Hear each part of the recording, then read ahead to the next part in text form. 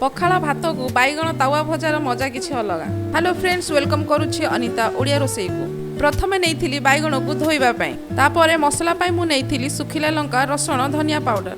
बाटिया परे सेथिरे ऐड करथिली बेसन, हळदी गुंड, लूण।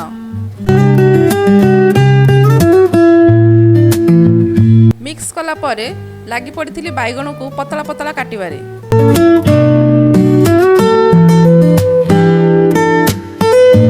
तापरे बटा जाइथिबा मसला को बैगण ऊपर लेयर देली।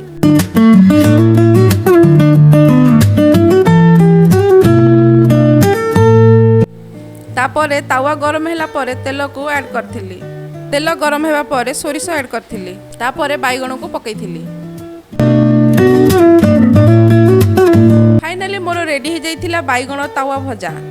जदि आपको वीडियो भल लगिला लाइक शेयर एंड सब्सक्राइब करिवे। मिसिबा नेक्स्ट वीडियो रे। जय जगन्नाथ।